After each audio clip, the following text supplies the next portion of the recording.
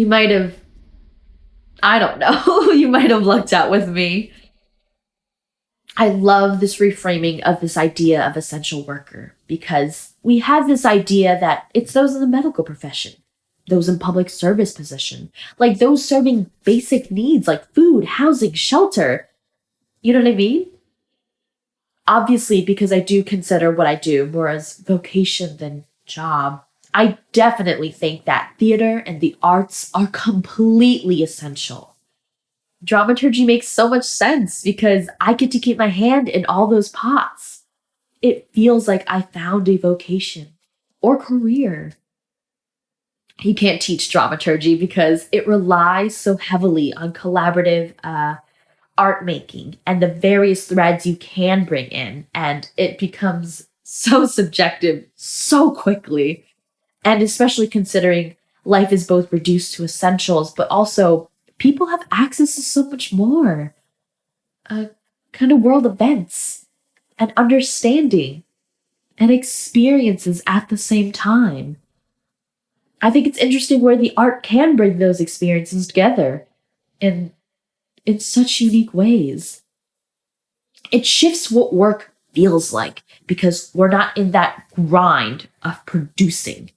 You get to ask bigger questions of how and why we're doing the work in the first place. We were going to have this partnership project that has been postponed by the Brandywine River Museum. They had an exhibit celebrating the 100th anniversary of women's suffrage, in addition to the 150th anniversary of Black male suffrage, and that there were people on both sides of the political aisle coming together to enjoy this exhibit together.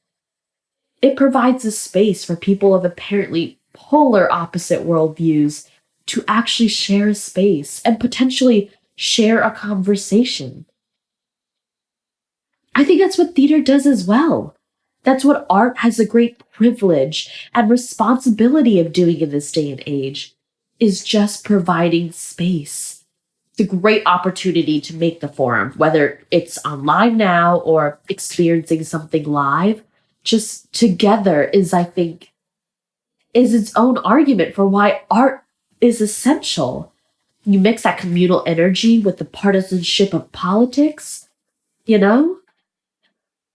The racial reckoning that's happening, and, this massive outpouring of activism, especially towards Black lives, is actually very related to the communal response to the pandemic, because this has raised the awareness that literally all of us are in this together, and the well-being of you is as important as the well-being of me and my family. Like, you're wearing a mask as a gesture to the community to be able to protect the community from any harm you could potentially pose. Building your own kind of awareness level is the same gesture of care to the larger community. And thinking about who is at risk, which is the same in both conversations in terms of the pandemic and in terms of anti-Black racism.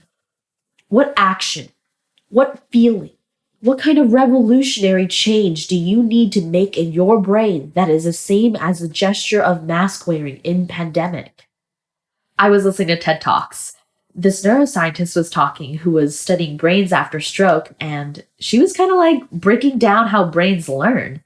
There's chemical change, basically plasticity within the brain, and it's chemical, it's physical, it's also behavioral functional. And of course, because of my lens and the work that I'm doing now, I was thinking of it all in terms of anti-racism and what is required to actually retrain our brains. She gave this example, this neuroscientist, of like you're learning to juggle, and within the hour you can make progress. So at the end of the hour, you're like, yay, I can juggle. But then the next day, you pick up the beanbags again and you're back to square one because you only made a chemical change. To make an actual physical change, to alter how the synapses are connecting and firing, just takes long-term practice and engagement and work. We're in brain training right now! We're all in brain training to literally change our brains, and in that, to change society. I'm so glad that we have time for sustained thought and conversation about this. That we're not in like the race of producing shows. We actually have time now to have these sustained conversations, which to me is the work of theater. At People's Light Theater, we actually started this EDI work like 5 or 6 years ago. I don't know if you know about the We See White America Theater document that this collective of BIPOC artists has put out. It's 20, 35, 6 pages of demands of predominantly white institutions. A lot of it seems aspirational, but a lot of it is very practical in terms of diversifying, in terms of representation. It's really like cis white heteronormativity has full visibility and everyone else does not. You're always aware you're Asian, especially growing up in an all-white community. You always have that otherness, consciousness. We could all talk about the moment we all learned we were Asian. I think especially for those of us who lived in predominantly white areas. I don't think I understood the power of otherness and the power of representation until I got to theater. I think it hit me when I auditioned for All My Sons, set in World War II, where the enemy looked like us. It was literally not possible for me to be in All My Sons. It's the same feeling I remember I learned I couldn't be the president of the United States because I wasn't born here.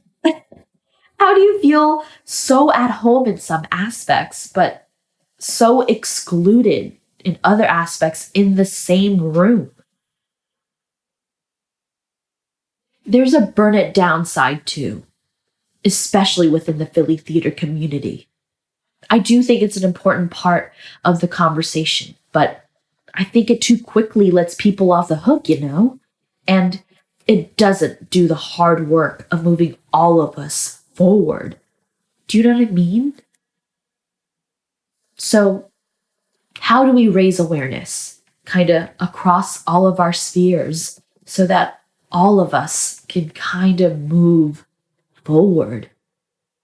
So that hopefully those in power recognize that segregation, that exclusion, that just partial visibility is harming them as well. There's still moments where I want to flip a table and burn it down. Ah!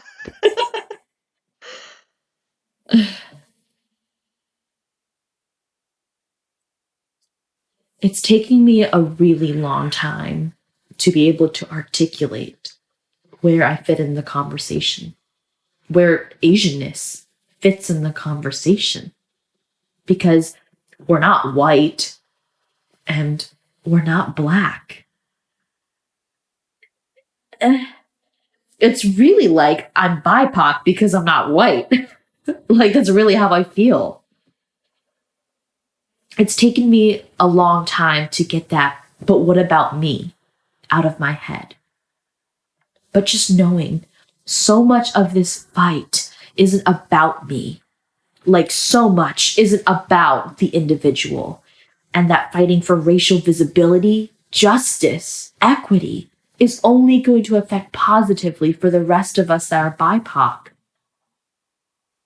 I'm nervous about the tokenization that's happening among populations of color in terms of the conversation of who is being marked as essential. And of course, all of us have experience that is very different from our white coworkers that I think are of great value. I'm like, thank you for the space to be offered testimony of experience, but how do I not in the next second feel exploited for that experience for your own benefit? And then to take that experience to adjust policy?